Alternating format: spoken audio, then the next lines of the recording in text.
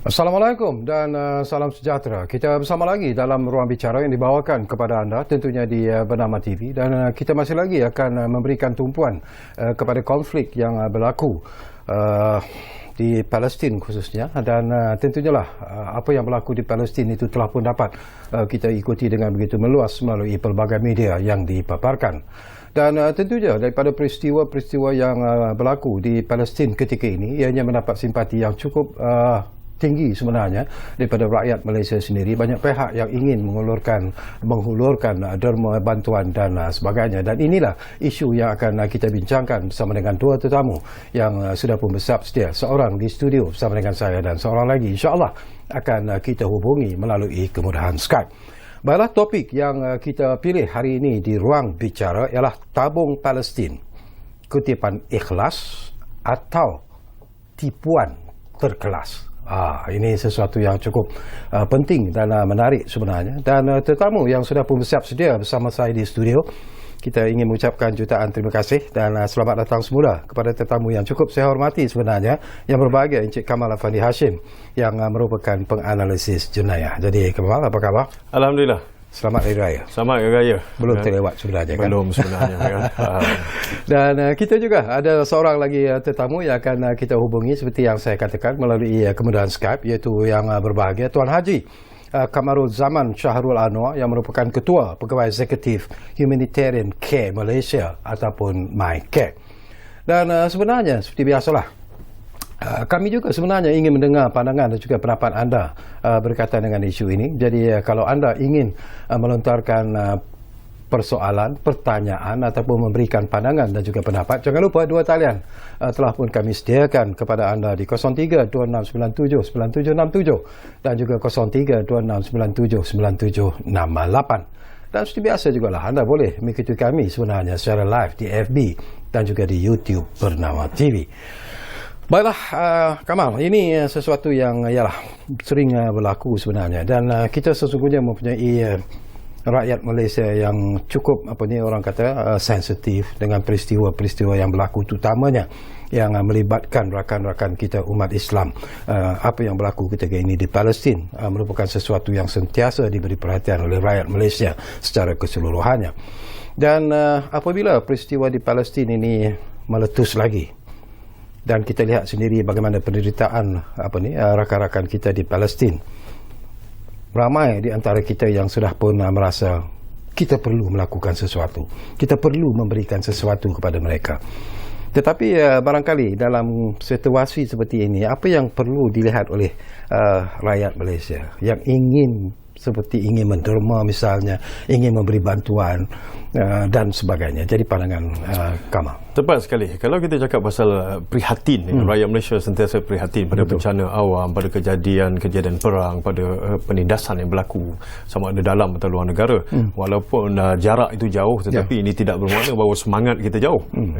Jika anda lihat sekarang dengan apa yang berlaku, dengan semangat-semangat yang tinggi, kita ramai di antara kita yang menghulurkan bantuan. Justru saya nak bawa kepada tajuk ni agak macam kontroversi. Sama ada ikhlas ataupun terkelas. Apa yang kita maksudkan tu agak mudah bagi saya lah. Kalau kita bagikan dia kepada satu orang buat sumbangan yang ikhlas untuk membantu, tetapi ada pihak yang mengambil kesempatan memanipulasi keadaan dan menyebabkan dia tumbuh tabung-tabung baru yang tak pernah ada. Jadi akhirnya ini mendorong orang ramai, memperdaya orang ramai untuk menderma, dan bantuan itu tak sampai kepada yang sepatutnya kita niatkan. Itulah keadaan yang berlaku. Selain daripada itu, kita dapat lihat solidariti rakyat Malaysia kita berkenaan isu-isu penindasan sejagat, dan kebolehan ataupun kesedaran global ini adalah satu yang menarik, kerana secara konsisten kita tidak pernah ketinggalan. Betul. Baik, mungkin menarik juga Tuan Kamal, kita dapat pandangan daripada Tuan Haji Kamarul Zaman yang berada di kemudahan Skype kita. Kita juga ingin berkongsi pandangan dan juga pendapat beliau berkaitan dengan isu ini. Assalamualaikum Tuan Haji. Assalamualaikum warahmatullahi wabarakatuh. Tuan Haji sehat? Alhamdulillah, sehat. Alhamdulillah. Selamat Raya juga kepada Tuan Haji ya. Sama-sama kita saya.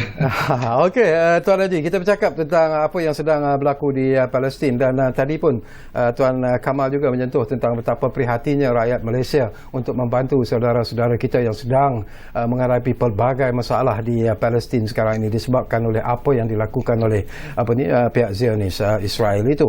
Tetapi saya juga nak tahulah apa yang program-program yang telah pun disusun atur oleh MyCare sendiri dalam usaha untuk membantu saudara-saudara kita di Palestin ketika ini sebenarnya, Tuan Haji. Mungkin boleh kita kongsi bersama. Okay, Assalamualaikum warahmatullahi wabarakatuh. Waalaikumsalam. Pengalaman yang saya kongsi ini berkaitan dengan MyCare. Ya. So alhamdulillah, sebagaimana yang kita maklum tadi, memang rakyat Malaysia ni amat pemurah. Ya. Kan, bila kita start tabung sahaja, insya-Allah benda tu akan datang. Kan. Ya. Cuma kita perlu memastikan integriti untuk sumbangan itu, macam mana kita sampaikan maklumat, macam mana kita dapatkan sumbangan, dan macam mana kita menyalurkan sumbangan. Kan, kemudian laporan. So these are the 3 areas yang kita perlu fokus, benda-benda macam tu.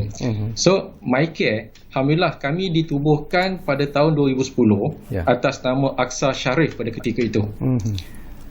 Aqsa Sharif memang khususnya fokus kepada Palestin.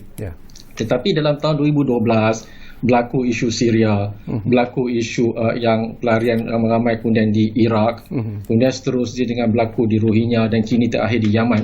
So Aqsa Sharif pada ketika itu kami transform Aqsa Sharif dan kami tukar nama kami kepada Humanitarian Care Malaysia ataupun MyCare. Itu pada tahun 2014. 2014, dan alhamdulillah telah dilancarkan secara rasmi oleh Menteri Dalam Negeri pada ketika itu, Datuk Seri Zahid Hamidi, pada pertengahan 2014. So alhamdulillah semenjak awal 2014 lagi kami dah ada pejabat di Gaza. Pejabat kami berdaftar dengan kerajaan di Gaza sebagai international NGO dan telah berurusan semenjak sekian lama lah. Dan seterusnya dalam bulan Ramadan ni tak ketinggalan lah, baru ni pada bulan Ramadan kita alhamdulillah dah salurkan dekat $100,000 untuk di Gaza sahaja. Kita tahu keadaan amat mendesak di Gaza dengan PKP di sana dan sebagainya kan. Covid dah masuk dalam Gaza. Dan juga di Baitul Maqdis ni, di Baitul Maqdis alhamdulillah kita dah salurkan dekat $90,000 selain dari Gaza. Gaza pejabat kami dikendalikan oleh Dr. Ziad Shihada yang lepasan Universiti Melaya. 7-8 tahun beliau menetap di Malaysia untuk menuntut PhD di Universiti Melaya, dan juga merupakan seorang imam ketika di sini, dan ada tauliah untuk mengajar dengan tauliah wilayah persekutuan untuk mengajar di sini. Alhamdulillah beliau kembali ke Gaza pada hujung tahun lepas. So dalam proses kita menguruskan program Ramadan baru-baru ni, tiba pada 26-27 Ramadan tu berlaku krisis di Gaza. So kami pun meneruskan menggerakkan kami punya sumbangan, dan alhamdulillah kalau ikut dalam Facebook kami, tepat pada semalam hari Isnin kami telah mula menyalurkan sumbangan. Kami telah menggerakkan supaya $100,000 dapat digerakkan dahulu untuk menyampaikan sumbangan. Basically kita dimaklumkan pelarian mereka terpaksa ditempatkan di sekolah-sekolah UNRWA, tapi hanya ditempatkan, tapi mereka tak dapat makanan, tak ada selimut, tak ada bantal, tak ada tilam dan sebagainya. So itu antara fokus area. Dan juga keperluan-keperluan yang kami dapat daripada Kementerian Kesihatan. Alhamdulillah pejabat kami telah mendapatkan input daripada Kementerian Kesihatan, Kementerian Dalam Negeri dan Kementerian Sosial di sana untuk mendapatkan maklumat supaya tak berlaku pertindihan dari segi penyaluran. Okey, menarik. So itu alhamdulillah telah digerakkan. Alhamdulillah. Baik, Tuan Haji, nanti kita akan hubungi ataupun dapatkan pandangan Tuan Haji seterusnya.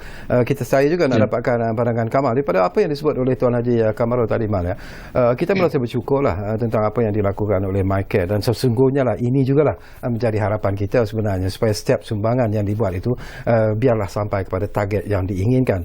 Tetapi masalah yang timbul sekarang ini macam Kamal sebut tadilah, terlalu banyak tiba-tiba NGO yang telah pun ialah mengatakan bahawa mereka menyediakan platform untuk rakyat Malaysia melakukan derma, dan apa yang membimbangkan kita ialah berlakunya apa yang kita sebut sebagai menangguk di air yang keruh, mengambil kesempatan di dalam kesempitan apa yang berlaku di Palestin itu sendiri, tetapi apa yang mereka perlu faham sebenarnya kalau mereka melakukan seperti apa yang mereka lakukan sekarang? Baik, dari segi jenayah ya. Penjenayah hari ini dia sangat kreatif, kan? Apabila satu keadaan yang mana dana awam ini dikutip, maka dia melihat sebagai satu peluang untuk mereka turut sama meraih keuntungan atau menangguk di air keruh keadaan-keadaan sedemikian. Sebab kebanyakan orang bertanya benda yang mudah. Dia kata kat mana kita nak salur. Dia tak peduli di mana wang ni nak disalurkan, apa nak dilakukan. Jadi kebolehan untuk mentafsir tu mengatasi kebolehan keprihatinan kita. Jadi kita tak tahu, kita tengok betul lah kalau ada nama Gaza tu betul lah tu. Tak baca yang belakang tu apa dia atau wujud ke tidak. Jadi kesungguhan penjenayah turut sama kuatnya dengan kesungguhan orang yang mahu membantu. Jadi rekahan ini yang penjenayah ambil tempat ni, dia masuk dalam tu. Apa yang kita boleh buat? Kalau kita sebagai penderma, ini wang anda, saya tak boleh nak tahan lah siapa, kita pun tak berkemampuan untuk menahan kalau orang nak penderma. Cuma niat asal tadi adalah supaya wang tersebut sampai kepada penerima. Nah, di sinilah kedudukan yang perlu kita pastikan. Apakah betul platform itu atau NGOs itu wujud? Adakah sahih? Adakah dia beroperasi? Atau adakah dia sebenarnya adalah cendawan yang tumbuh selepas hujan? Satu. Kedua, kita juga perlu faham sumbangan ini kadang-kadang untuk tujuan kemanusiaan. Tetapi kita risau apabila ada NGOs ataupun pihak tertentu yang tidak ada credibility menggunakan bagi tujuan yang lain. Kalau dalam bahasa kita pembiayaan keganasan lah. Barangkali sebab apabila kita dengar saudara-saudara seagama itu ditindas, maka kita mahu membantu. Itu sangat bagus, sangat murni. Tetapi dalam masa yang sama kita kena pastikan juga bantuan itu sampai pada mereka. Kalau niat yang menderma itu ialah kerana saya menderma dengan ikhlas, saya menderma kerana Allah dan sebagainya. Jadi bagaimana apa yang nak saya suka soalan ni sebab dia mendekatkan kita kepada apa yang berlaku dalam platform awam lah. Platform awam dia kata itu peduli dia lah, itu urusan dia dengan Tuhan, dia kata. Kan saya bagi je, apa dia nak buat urusan dengan Tuhan. Nah, inilah yang menimbulkan dua keadaan yang kritikal. Satu, bantuan tersebut tidak sampai kepada orang yang patut menerima.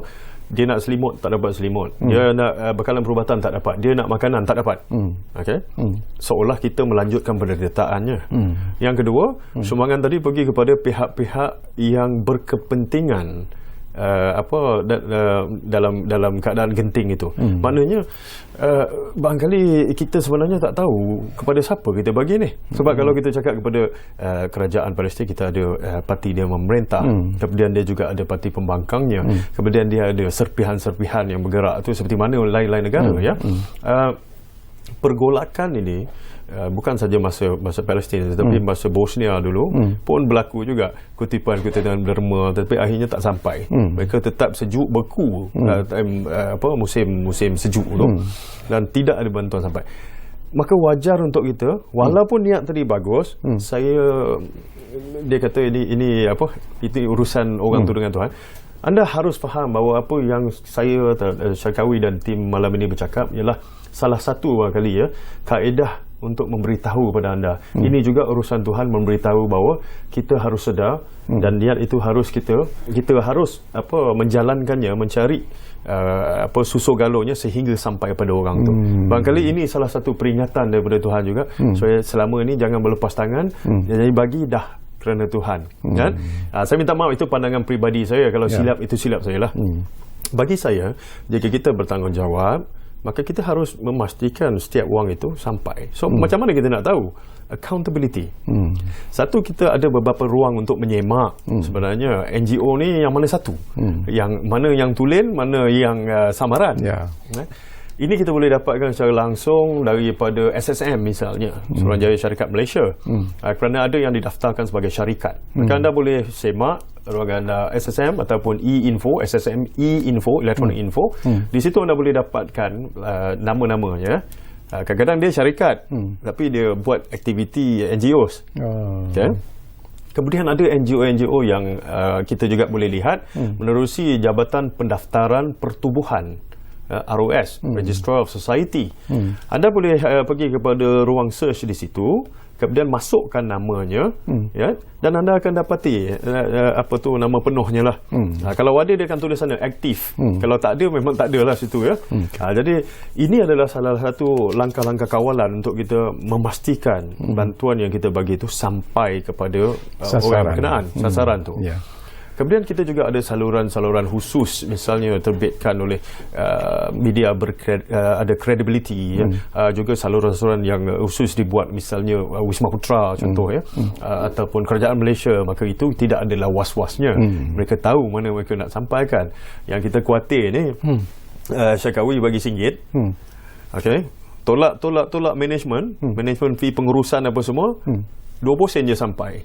8% lagi pasal saya mengurus, saya ambil 8%. Ini saya bukan cakap pasal NGO kita di Malaysia, tidak. Saya cakap secara global apa yang berlaku dalam keadaan begitu, kerana niat mahu membantu kita tadi mengatasi rasional kita sehingga kita tidak terjaga. Okey.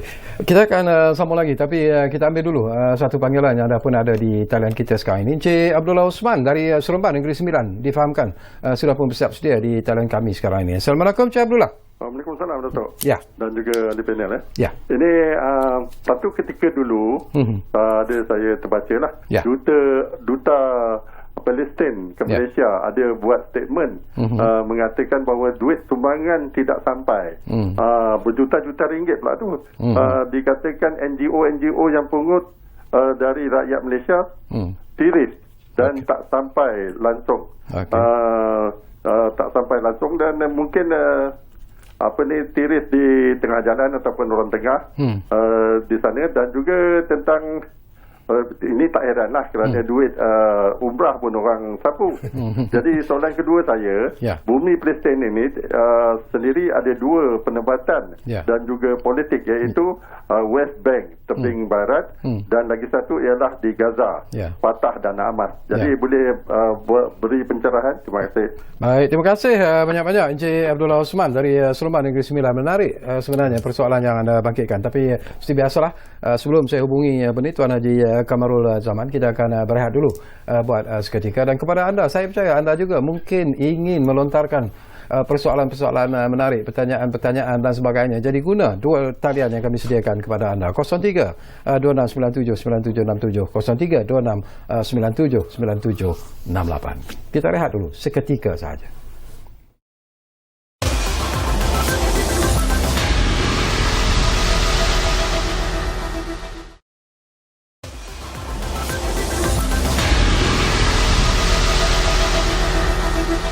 Baiklah, kita kembali semula ke ruang bicara. Masih lagi kita bercakap tentang tabung Palestin, kutipan ikhlas atau tipuan terkelas.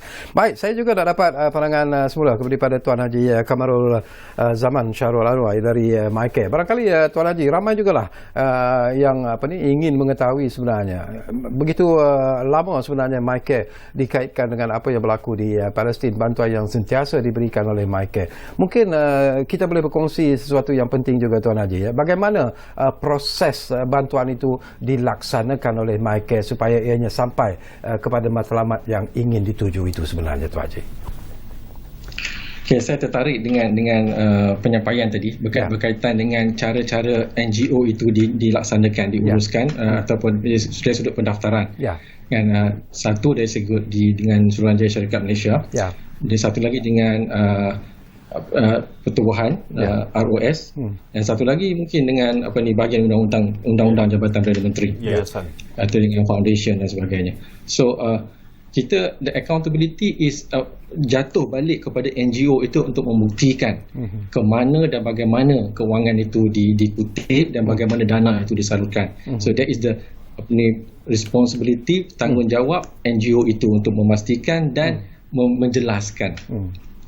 Okay. Itu satu. Satu lagi, bagaimana diuruskan. MyCare, alhamdulillah, we have gone through proses ketika tahun 2014. Kalau kita ingat, tahun 2014 tu Gaza diserang selama lebih daripada 50 hari. semenjak 5 Ramadan hingga ke pertengahan Syawal. Dan masa tu pun ramai juga dan banyak juga NGO yang mengutip dana. Dan alhamdulillah MyCare terlibat dalam dijemput oleh SSM untuk go through satu audit international yang dinamakan Financial Action Task Force. Kita boleh go through dalam website, search for FATF, and then kita boleh tahu. The purpose untuk FATF ni adalah untuk mengaudit sesuatu negara. Bagaimana negara itu menguruskan institusi dia, bank, syarikat, NGO yang membuat penghantaran duit ke luar negara, yang ada urusan di luar negara. So SSM yang kami MyCare yang berdaftar dengan SSM dipanggil untuk berkongsi pengurusan kami dengan SSM. Dan alhamdulillah bila SSM rasa sesuai, direkomend kepada bank negara. Di bank negara sekali lagi kami direview dan bank negara setuju untuk menjemput kami ke dalam audit tersebut FATF, dan berlaku pada pertengahan November 2014.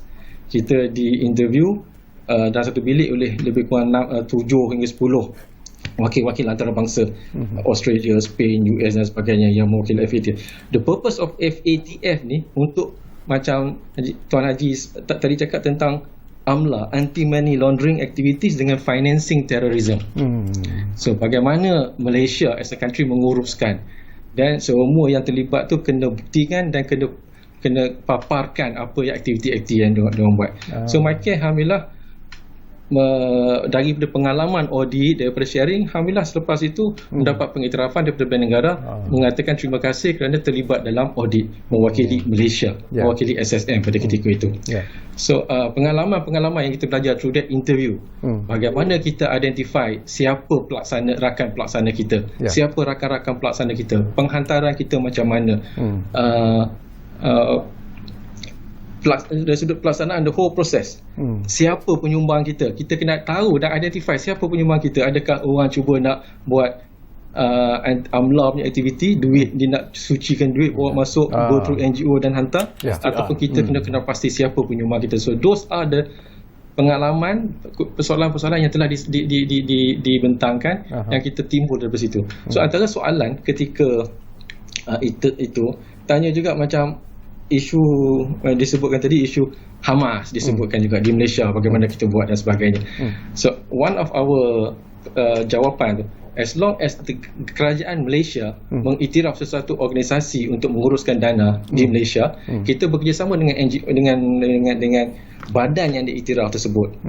Kan? So kita tak ada sebab, walaupun di West Bank itu mungkin kita tahu diuruskan oleh Fatah, di Hamas, kerajaan yang memerintah itu Hamas di Gaza, tapi they are the government of the day di Gaza. Dan pimpinan kita pun dah banyak kali masuk ke Gaza pada suatu ketika dahulu dan berurusan dengan pimpinan di Gaza, dan juga mereka dijemput di Malaysia, diraikan di Malaysia dan sebagainya. So dari sudut tu tak ada isu. MyCare, macam mana kita menyalurkan sumbangan pula, alhamdulillah kita ada bank account di Gaza. Sebagaimana saya sebut peringkat awal tadi, we are registered di Gaza. We are registered di Gaza, dan account kita di Gaza diaudit setiap tahun di Gaza. Di Malaysia pun kita diaudit setiap tahun. Alhamdulillah, we have never missed account to the audit. The last accounting kewangan kita yang telah diaudit pada tahun 2019, tahun kewangan 2019. Yang 2020 belum lagi, masih dalam proses. Tuan Haji, Assalamualaikum. Saya memang baru nak cakap pasal 2019. Saya nak cakap, saya pun dah tengok dah audit 2019 itu. Memang betul. Saya boleh sebut angka pun sebab saya dah tengok. Tapi apa yang dikata oleh MyCare betul, sebab saya sendiri buat semakkan di SSM, dan memang ada di situ. Berapa dia dapat, berapa dia keluarkan situ. Yes, it's audited.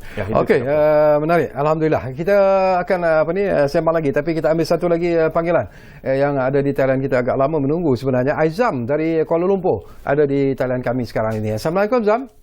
Halo, Assalamualaikum Tuan Haji Syarkawi. Ya, Assalamualaikum. Kamal. Ya. Selamat Raya kita. Selamat Raya, Mak Raya, Zam. Ya. Senang aja. Kalau pada pendapat saya pun juga, Tuan. Kemudian untuk Palestin ni, ada baiknya setiap NGO yang nak buat kutipan, sumbangan, apa saja, saya sarankan eloklah kerjasama dengan kedutaan Palestin yang ada di Kuala Lumpur. Itu yang paling baik. Okay. Dan ini saya punya pengalaman lah pada yang lepas-lepas lah bersama Duta Palestin ni. Okay. Dan kadang-kadang betul lah apa yang kata Kenil tadi.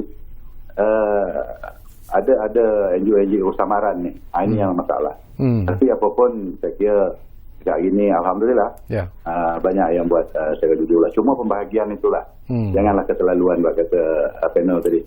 Kamal tadi kan. Okay. Janganlah sampai 80 kawan tu dapat 20. Kesian lah. Ya kan. Itu sajalah Tuan Jakarwi dan Tuan Kamal. InsyaAllah kita jumpa lain kali. InsyaAllah. Terima kasih banyak-banyak Aizam dari Kuala Lumpur. Saya suka bila dia sebut istilah NGO samaran.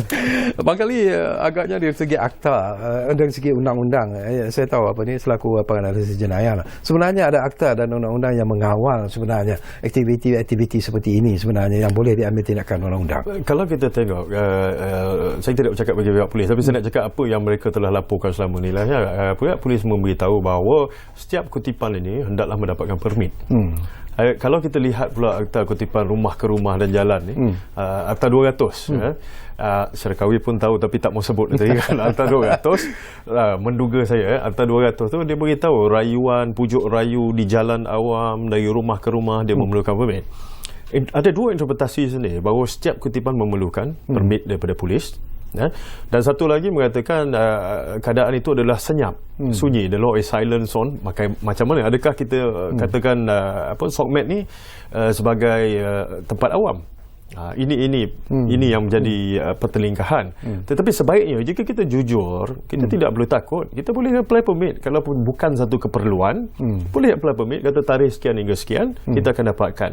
Kerana itu akan menambah keyakinan orang. Dan saya juga membaca satu posting yang dibuat oleh Yang Berhormat Menteri Agama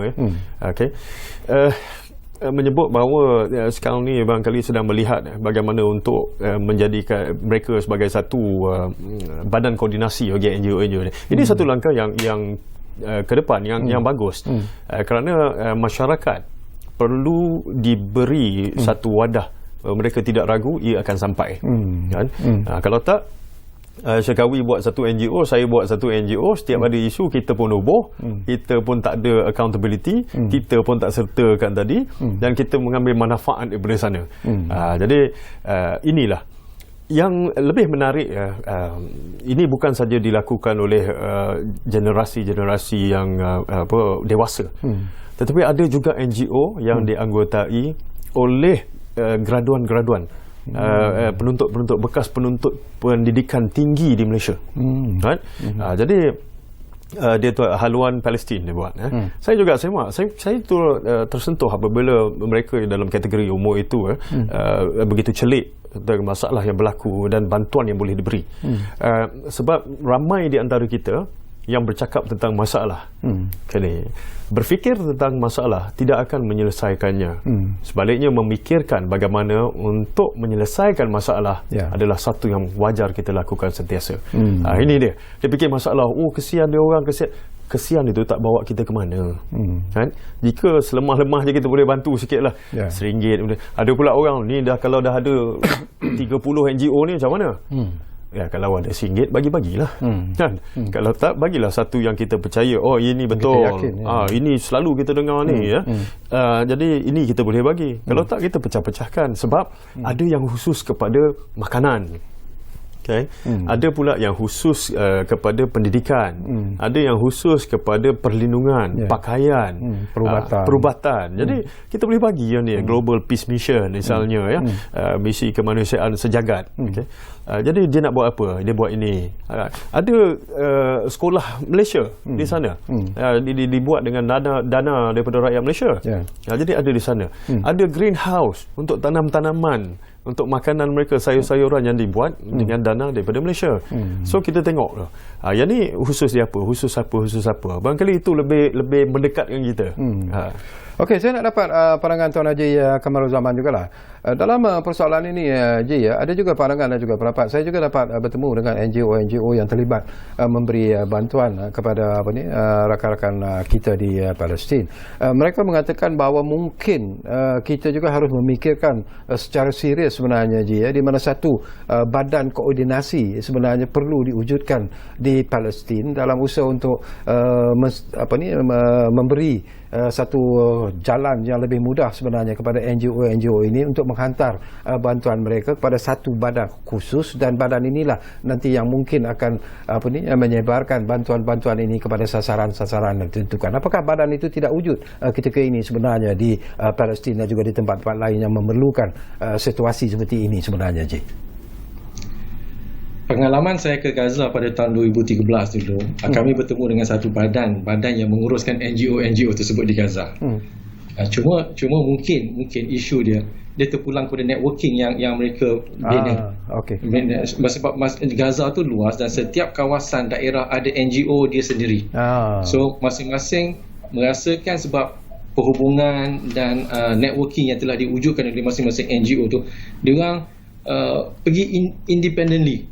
Dia yang mana ada networking di luar negara, dia orang establish di luar negara, pergi sampai ke Brazil, sampai ke Indonesia untuk mewujudkan hubungan tersebut.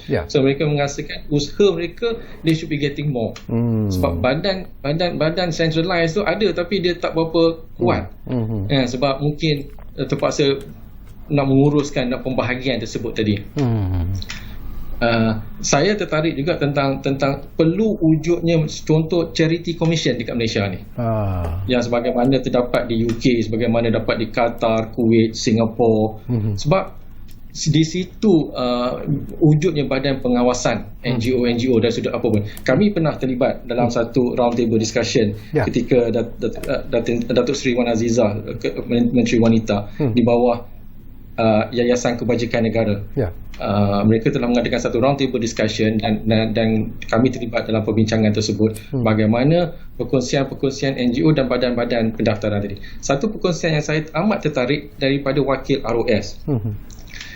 ROS memberitahu ada terdapat lebih kurang 70,000 NGO yang berdaftar dengan ROS.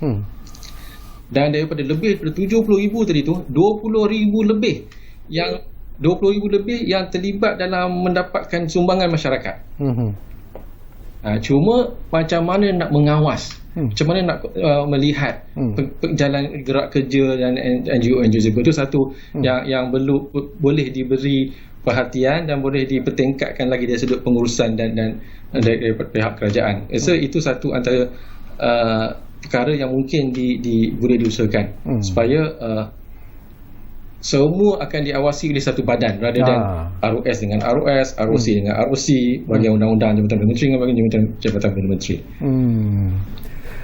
Okey, Ji, menarik apa yang disebut oleh Tuan Haji Kamarul. Tetapi tadi saya nak kembali semula kepada Kamal Afandi Hashim. Barangkali kalau kita lihat apa yang dipaparkan terutamanya dalam media sosial yang mereka NGO yang berhasrat untuk mengutip derma, mungkin ikhlas, mungkin tidak, kita tak tahu sebenarnya.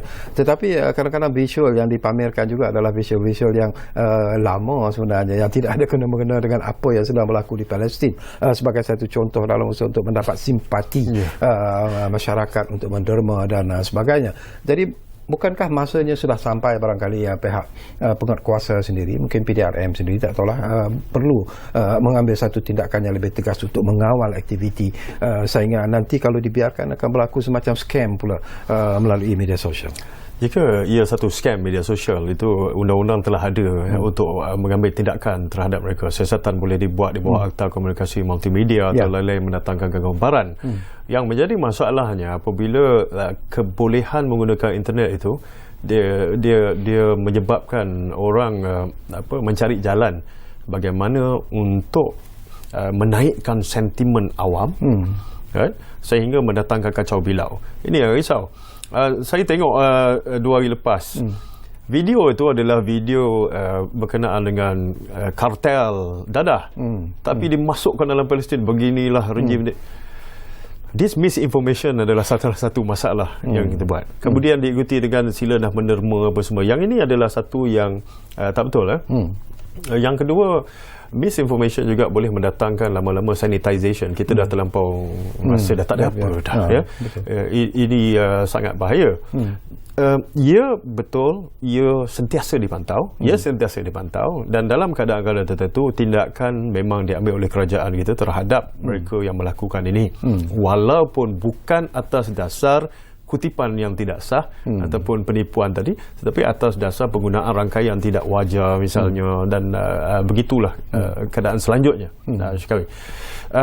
Saya juga lihat ada juga yang tak tahu menahu ni. Ni kita cerita krisis Gaza.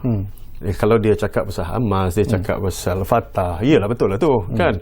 Ini pergi cakap pasal Hizbullah.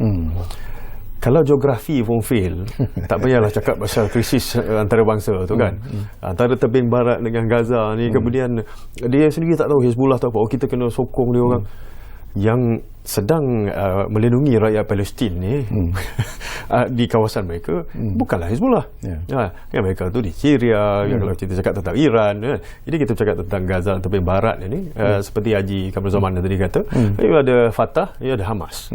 Apa saja yang diperakui oleh kerajaan Malaysia, maka ia tidak menjadi masalah untuk menjalin hubungan, kan.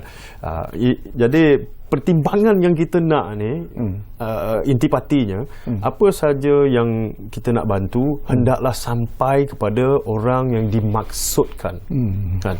Yang kita khawatir dengan sentimen-sentimen ni, akhirnya orang menjadi marah, menjadi benci dan terus menutup diri dia. Saya tak mau tengok lagi lah, kejam sangat. Akhirnya seorang lagi kita kehilangan seorang lagi yang mampu membantu. Betul. Baik, Tuan Haji, saya juga ingin berkongsi pandangan Tuan Haji lah dalam beberapa soal yang menarik jugalah. Kalau kita lihat daripada apa yang berlaku ketika ini di Palestin, Tuan Haji, ya, kalau kita melihat tentang penderitaan rakan-rakan kita di Palestin sendiri, dan daripada pengalaman dan juga pengetahuan dan juga mungkin mendapat informasi daripada rakan-rakan MyCare yang berada di sana, apa sebenarnya selain daripada wang ringgit, apa sebenarnya ketika ini yang amat-amat diperlukan oleh rakan-rakan kita di Palestin ketika ini sebenarnya, Tuan Haji? Dia yang kami pada hari Sabtu baru ni kami ada buat conference call dengan rakan di Gaza dan juga dengan para dermawan daripada Singapura. Singapura minta kami uruskan arrange untuk dapatkan input daripada Gaza, so kami susunkan. So yang disebutkan oleh pengurus pejabat kami di Gaza tu, setiap kali dia dijemput untuk berkongsi di media, dia pernah dihubungi oleh media Pakistan, media dekat Malaysia dan Singapura dan sebagainya. Setiap kali dia kongsi gambar kita dekat Zoom tu, gambar profile dia, tangkap gambar, dan dia blast throughout networking dia dekat Gaza. So bila dia blast tu, itu antara moral support yang kepada orang Gaza bahawa Malaysians are with them. Itu moral support. Macam hari ni, semalam bila tim kami dah mula menyalurkan bantuan kepada kanak-kanak mereka yang terkesan, antara feedback keluarga tu bagi tahu the psychosocial, kanak-kanak, anak-anak yang tak pernah. The last attack was 2014, sekarang ni 2021. Yang tu dia tahun yang lepas, budak yang kecil-kecil yang mungkin 5-6 tahun tak pernah dengar dan sebagainya, peperangan. So terkesan bila pengeboman dan kita tengok dia punya destruction tu amat besar. Kereta-kereta yang berjalan on the road pun can be a target of fire kan, daripada kapal tentera Israel. So jalan dah tu, so those are among the thing lah. Makanan, pakaian, yes, tapi dari sudut psychosocial, the moral support yang diorang perlu. So insyaAllah kita akan usahakan jugalah untuk dapatkan sokongan ramai-ramai daripada rakyat Malaysia ni. Among the thing kerajaan Malaysia pun dah buat. Kalau tengok dari hari ni, saya nampak banyak menara-menara di Kedah, di Penang, kemudian di jambatan di Terengganu, bangunan tinggi dekat Shah Alam, KL Tower, KLCC, menunjukkan kebersamaan dan sudut solidariti bersama rakyat Palestin kan. Lampu-lampu bendera Palestin tu digambarkan. Dan alhamdulillah banyak feedback yang kita dapat daripada Gaza, dia sangat-sangat terharu dan mengharapkan lagi banyak sokongan daripada rakyat Malaysia dari sudut moral support. So bukan hanya Malaysia, kita akan cuba usahakan kalau boleh rakan-rakan kita di loop antarabangsa dan sebagainya, insya-Allah, untuk dapatkan lagi banyak sokongan moral yang amat diperlukan pada ketika ini. Alhamdulillah. Okey, kita berehat buat kali terakhir dan kembali nanti. Kita hampir-hampir berada di penghujung sebenarnya, tapi mungkin ada lagi persoalan yang sempat saya kongsikan bersama dengan kedua tetamu saya, seorang di studio, seorang lagi melalui kemudahan Skype. Kita jumpa lagi selepas ini.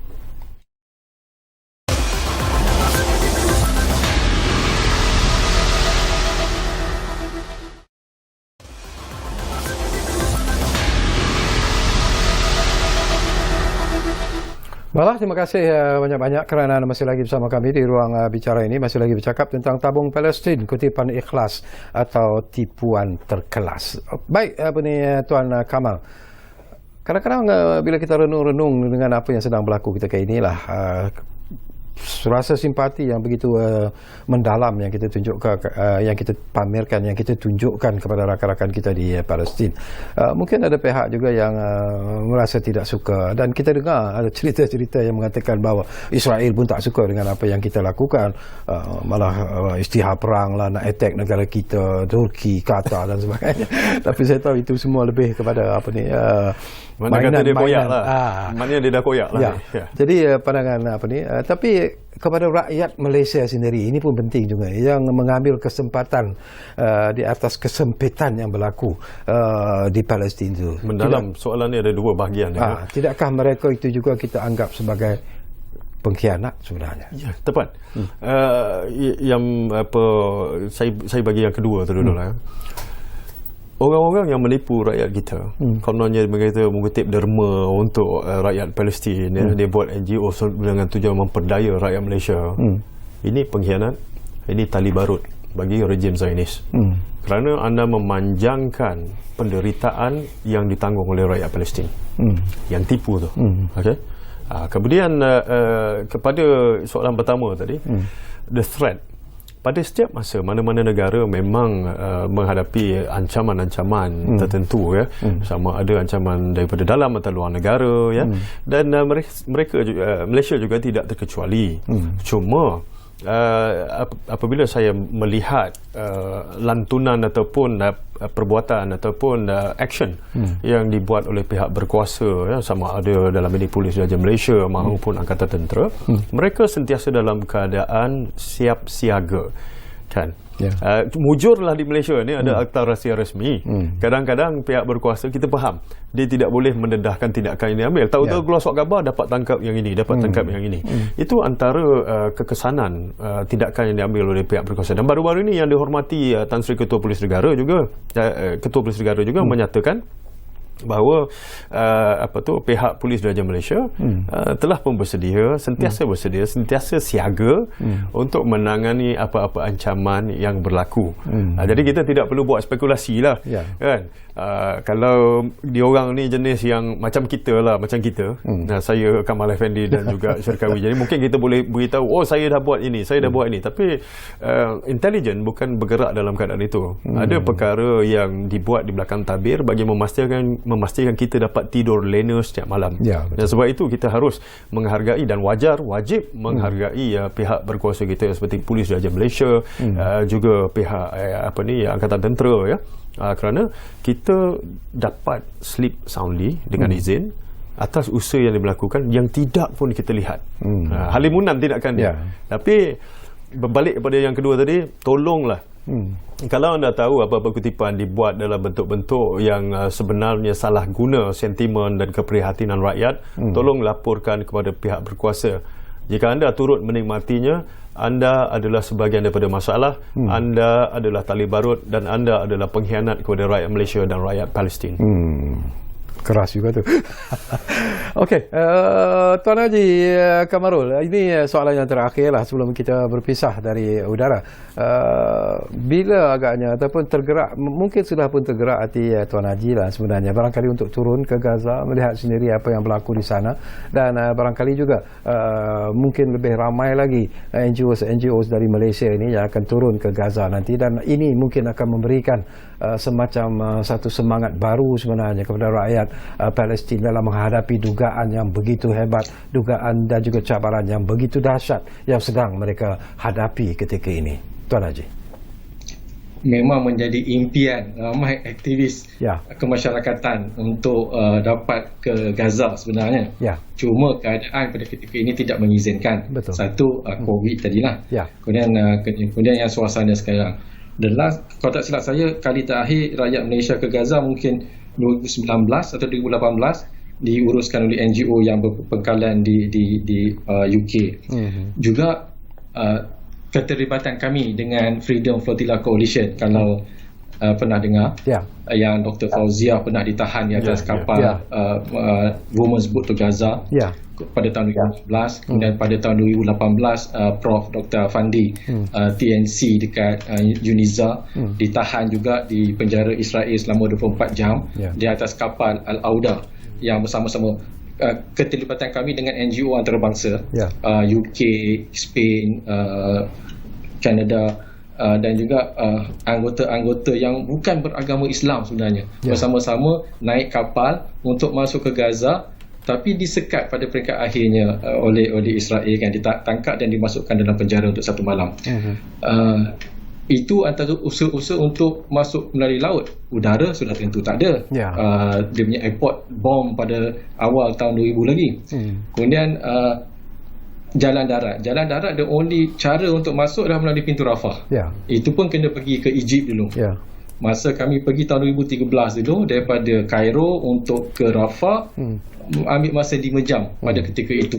Tapi apabila berlaku bila Morsi dijatuhkan, RCC ambil, perjalanannya telah jadi lebih kurang 12 jam daripada Cairo ke Rafah sempadan.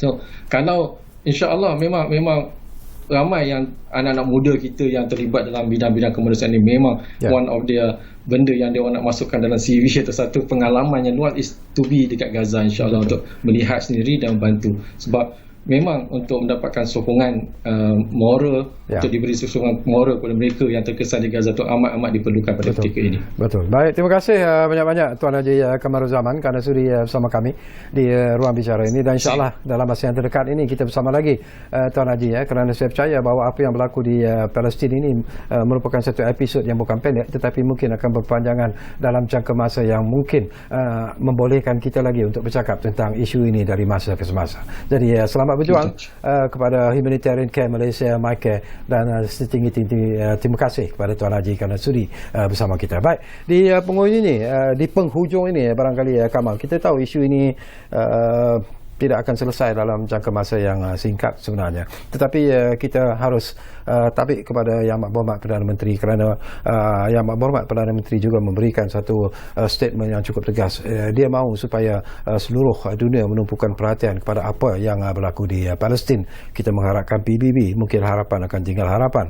Kita juga mengharapkan OIC, itu pun juga setakat kita selalu kata mungkin OIC, jadi tak ada tindakan yang diambil dan sebagainya. Tapi harapan Kamal sendiri dalam isu yang sebesar ini? Ia bukanlah satu isu yang pendek, kerana telah berjalan sekian lama. Walaupun ada perjanjian Oslo tu, tetapi ia tetap menjadi satu konflik yang meruncing. Kerana seperti kita tahu, apabila anda mengambil hak orang, sudah tentulah ada repercussion, ada tindak balasnya. Dan apa yang diperlukan hanyalah sebuah negara Palestin dan tanah mereka kembali kepada mereka. Itu saja isunya. Namun beberapa pihak melihat, ini kita tidak sepatutnya melakukan ini, kita tidak sepatutnya melakukan ini. Ada pihak yang liberal pula terhadap itu. Kita pun dulu Pedra Blanca pun kita bising, kan, bawa kepada international arbitration, international court. Jadi apa yang kita boleh buat setakat kita ni, bantulah seperti apa yang disebutkan oleh NGO tadi, bantuan-bantuan kemanusiaan itu, kemudian paparan visual rakyat Malaysia bersama-sama dengan mereka, foto-foto ini. Tetapi jangan lupakan perkara asas. Kita harus memberi kepada NGOs yang berdaftar, yang diperakui dan yang kita tahu adalah selamat, menyampaikan terus kepada penerima bantuan. Jadi itu pesanan daripada Kamal Afandi Hashim, dan begitu jugalah sebenarnya pesanan daripada kami.